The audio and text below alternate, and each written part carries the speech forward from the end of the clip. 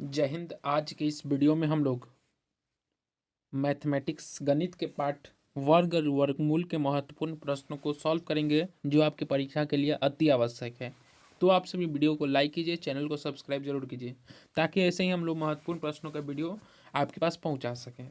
तो हम लोग शुरू करते हैं पहले प्रश्न से। निम्नलिखित में कौन एक पूर्ण वर्ग संख्या है? पूर्ण वर्ग मतलब क्या होता है? Perfect square. परफेक्ट स्क्वायर होता है, परफेक्ट स्क्वायर। जैसे कि 1 का स्क्वायर क्या होता है? 2 होता है। 2 का स्क्वायर क्या है? 4। तो 1 का स्क्वायर क्या होता है? 1 होता है। 2 का स्क्वायर क्या होता है? 4 होता है। तो 1 4 ये क्या है? परफेक्ट स्क्वायर है। परफेक्ट स्क्वायर किसी संख्या का स्क्वायर होता है। तो इनमें से ऑप्शन ए 1 जो है क्या है? एक परफेक्ट स्क्वायर है।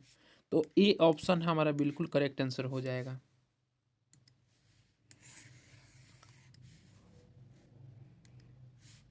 Now next question. एक पूर्ण वर्ग संख्या के इकाई के स्थान में निम्न में से कौन सा अंक हो सकता है? तो किसी पूर्ण वर्ग संख्या के इकाई के स्थान पे 2 3 7 और 8 नहीं होगा। ये चारों डिजिट नहीं होगा।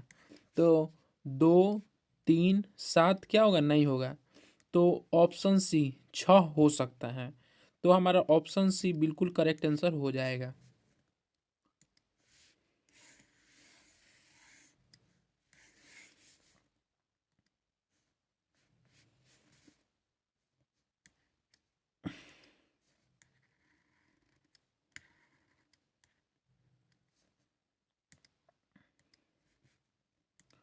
अब हम लोग देखते हैं प्रश्न नंबर 3। सॉरी, प्रश्न नंबर 3, हाँ। अब हम लोग देखते हैं प्रश्न नंबर 3। एक पूर्ण वर्ग संख्या में इकाई के स्थान पर निम्न में से कौन सा अंक नहीं हो सकता है? तो बोल रहा है कि एक पूर्ण वर्ग संख्या के इकाई के स्थान निम्न में से कौन सा अंक नहीं हो सकता है। तो हमने अभी बताया कि 2 3 7 8 नहीं होगा। तो 8 ऑप्शन सी में है, 8 नहीं होगा। तो हमारा ऑप्शन सी बिल्कुल करेक्ट आंसर हो जाएगा।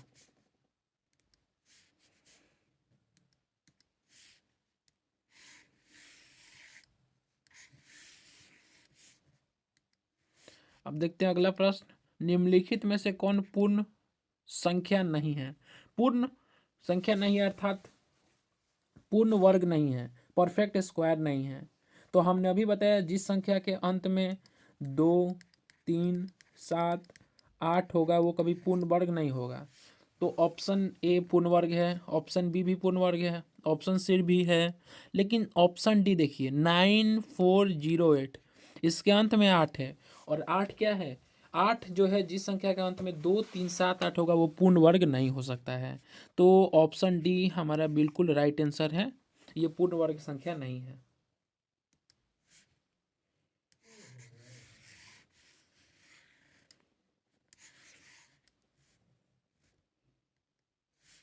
Now next question. 324 निम्नलिखित में से किसका वर्ग है? तो हमको बताना है कि 324 निम्नलिखित में से किन संख्याओं का वर्ग है। तो 324 जो है किसका वर्ग है? 18 का वर्ग है। तो हमारा ऑप्शन है बिल्कुल राइट आंसर हो जाएगा। Next question number 6। किसी संख्या के इकाई के स्थान का अंक 7 है, उस संख्या का वर्ग का इकाई में निम्नलिखित में कौन होगा? तो बोल रहा है किसी संख्या के इकाई का अंक जो है क्या है? 7 है। मान लीजिए कोई संख्या लिख देते हैं 17, ठीक है। तो उसका इकाई मतलब ये यूनिट प्लेस क्या है? 7 है। उस संख्या का वर्ग वर्ग करेंगे तो 17 का कितना होता है? 289 वर्ग हो जाएगा। वर्ग में निम्नलिखित वर्ग का इकाई स्थान क्या होगा? तो क्या होगा? ऑप्शन सी 9 होगा। 27 का देख लीजिए, 27 का कितना होता है? 729 होता है। यहाँ पे यूनिट प्लेस पे 7 है और यूनिट प्लेस में वर्ग में क्या आ रहा है? 9 आ जा रहा है। तो यहाँ से हमारा ऑप्शन सी बिल्कुल करेक्ट आंसर होगा।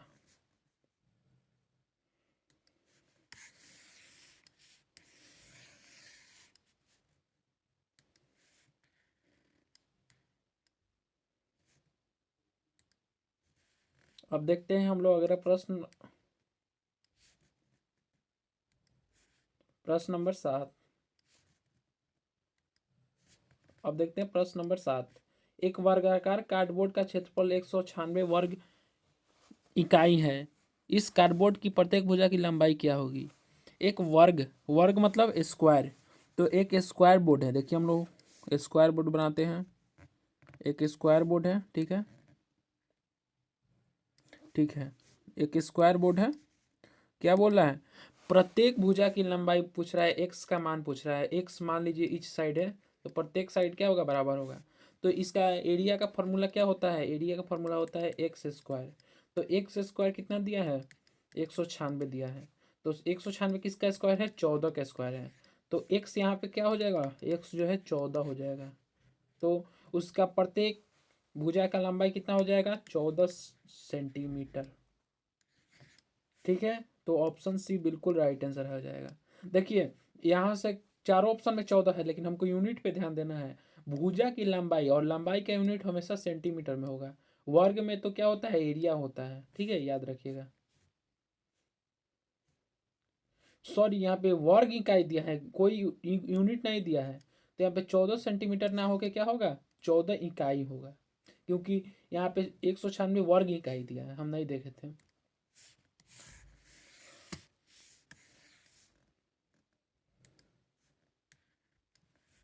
देखिए प्रश्न नंबर 8, प्रथम n विषम संख्याओं का योग क्या होगा।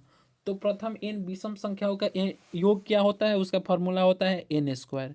तो हमारा ऑप्शन ए बिल्कुल राइट आंसर हो जाएगा, ठीक है।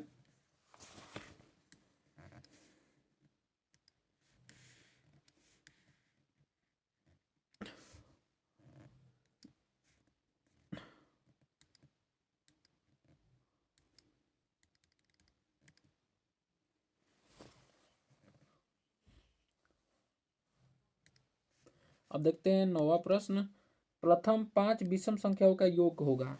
तो प्रथम 5 विषम संख्याओं का योग क्या होगा, 25 हो जाएगा। हमने अभी बात किया प्रथम n विषम संख्याओं का योग क्या होगा, n स्क्वायर होगा। तो प्रथम 5 विषम संख्याओं का क्या योग हो जाएगा, 5 का स्क्वायर इज इक्वल टू 25। तो हमारा ऑप्शन बी बिल्कुल राइट आंसर हो जाएगा, ठीक है।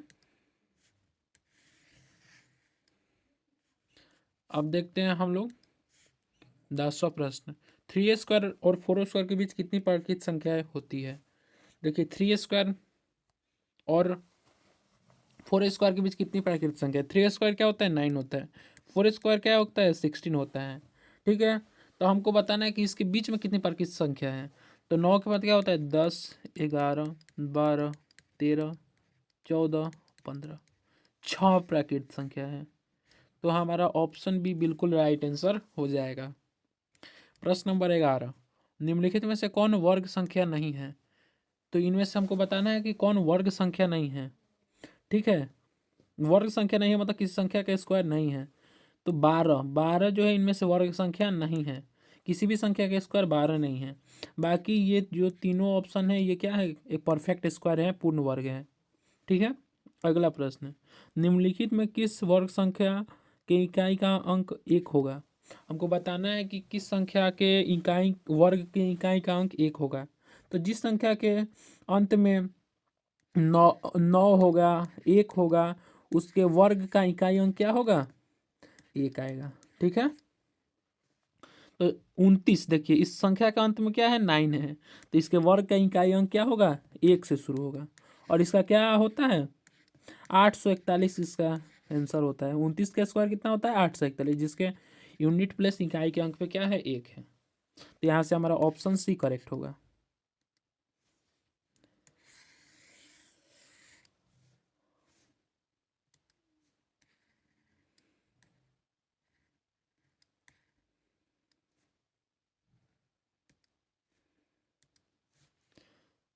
नेक्स्ट क्वेश्चन, 1000 के वर्ग में शून्य की संख्या होगी।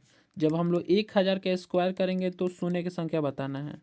तो देखिए मल्टीप्लाई हो जाएगा, 1000 के वर्ग में कितनी शून्य की संख्या होंगी, 3 3 6। तो 1000 के वर्ग में शून्य की संख्या कितनी होगी, 6 होगी, 6 शून्य की संख्या होगी, ठीक है।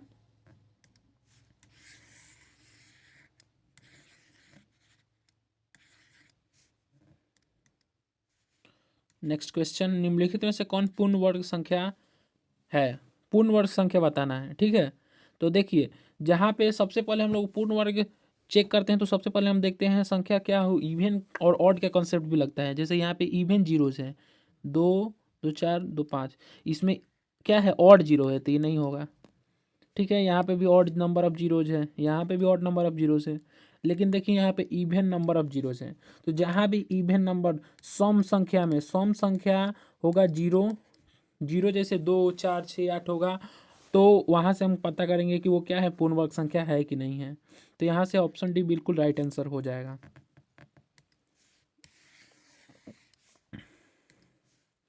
प्रश्न नंबर 15, 441 और 484 के बीच कितनी पूर्ण वर्ग संख्याएं हैं। तो देखिए 21 का जो है स्क्वायर क्या होता है, 441। 22 का स्क्वायर क्या होता है, 484। तो इनके बीच में तो कोई भी पूर्ण वर्ग संख्या नहीं है, तो शून्य पूर्ण वर्ग संख्या होगी, कोई भी पूर्ण वर्ग संख्या नहीं है। तो ऑप्शन ए बिल्कुल राइट आंसर हो जाएगा।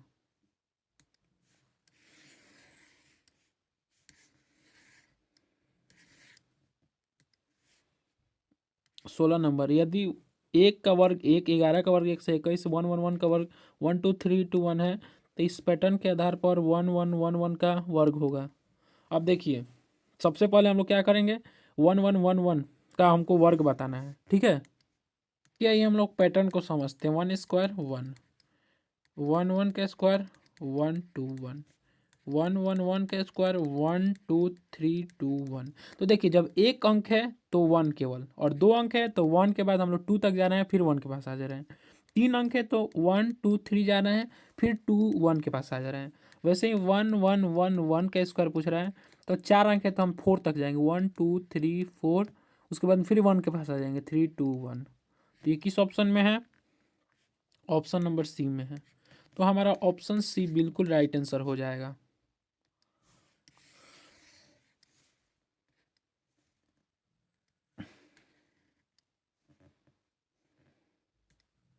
अब देखते हैं प्रश्न नंबर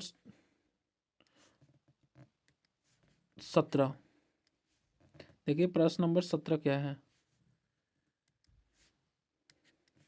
7 स्क्वायर 49, 67 स्क्वायर 4489, 667 स्क्वायर 444 889 हो, तो 6667 का स्क्वायर पूछ रहा है। तो देखिए कॉन्सेप्ट समझिए, देखिए कॉन्सेप्ट क्या है, जब क्या है, जब यहाँ पे एक बार 6 है तो 2 बार 4 आ रहा है, और जब क्या है, एक बार 6 है तो एक बार 8 आ रहा है, ठीक है।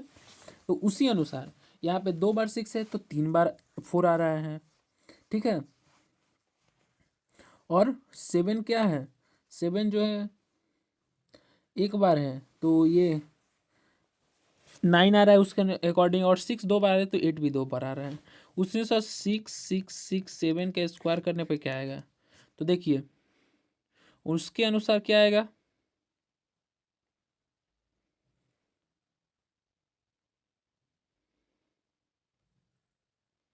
तो देखिए सबसे पहले तो क्या होगा, हम लोग इस पैटर्न के अनुसार 4 और 9 को साइड में लिख देंगे। उसके बाद देखिए 2 बार 6 है तो 2 बार 4 2 बार 8, दो एक बार 6 है तो एक बार 4 एक बार 8। वैसे ही 3 बार 6 है तो क्या होगा, 3 बार 4 और 3 बार 8। तो ये answer option D, option D बिल्कुल करेक्ट आंसर हो जाएगा। अगला प्रश्न, 6 स्क्वायर और 7 स्क्वायर के बीच प्रकृत संख्या होती है। 6 स्क्वायर क्या होता है, 36, और 7 स्क्वायर क्या होता है, 49। इसके बीच कितनी प्रकृत संख्या है, 37, 38, 39, 40 और 8 तक, तो 12 प्राकृत संख्या है। ऑप्शन सी बिल्कुल करेक्ट आंसर हो जाएगा।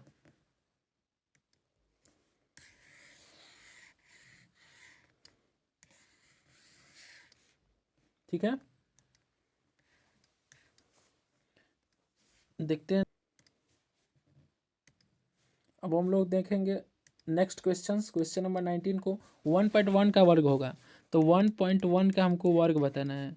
तो 1.1 का वर्ग क्या हो जाएगा, 1.21। तो ऑप्शन डी बिल्कुल राइट आंसर हो जाएगा। प्रश्न नंबर 20, संख्या पैटर्न 1 4 9 25 में अगली दो संख्याएं होंगी। देखिए 1 का स्क्वायर, 2 का स्क्वायर, 3 का स्क्वायर, 5 का स्क्वायर, ठीक है। तो इसमें क्या हो रहा है देख रहे हैं आप, इसमें क्या हो रहा है, केवल क्या हो रहा है इसमें, तो यहाँ पे देखिए क्या है, सभी की सभी संख्याएं क्या है, परफेक्ट स्क्वायर है। जब हम लोग क्या है, देखिए प्रश्न नंबर 20 क्या है, संख्या पैटर्न 1 4 9 25 में अगली दो संख्या बताना है। तो देख रहे हैं सभी संख्या क्या है, परफेक्ट स्क्वायर है, पूर्ण वर्ग है। तो अगली दोनों संख्या पूर्ण वर्ग होगी। तो किस ऑप्शन में दोनों संख्या पूर्ण वर्ग है, तो ऑप्शन नंबर ए में 36 और 49, एक 6 का स्क्वायर है, एक 7 का स्क्वायर है, तो दोनों पूर्ण वर्ग है। तो अगली दो संख्या क्या हो जाएगी, 36 49। नेक्स्ट क्वेश्चन, एक वर्गाकार फर्श जिसका एक किनारा 5 मीटर है, तो उस फर्श का क्षेत्रफल, वर्गाकार फर्श है, एक किनारा कितना है 5 मीटर का, तो इसका एरिया क्या हो जाएगा 5 मीटर का स्क्वायर, तो 25 मीटर स्क्वायर, तो 25 वर्ग मीटर, ऑप्शन सी बिल्कुल राइट आंसर हो जाएगा। ठीक है, तो आज की इस वीडियो में बस इतना ही। आप लोगों को वीडियो अच्छा लगा तो वीडियो को लाइक कीजिए, चैनल को सब्सक्राइब कीजिए, और ऐसे ही हमारे साथ जुड़े रहने के लिए हमारे वीडियो को अपने दोस्तों में शेयर भी कीजिए। बहुत बहुत धन्यवाद।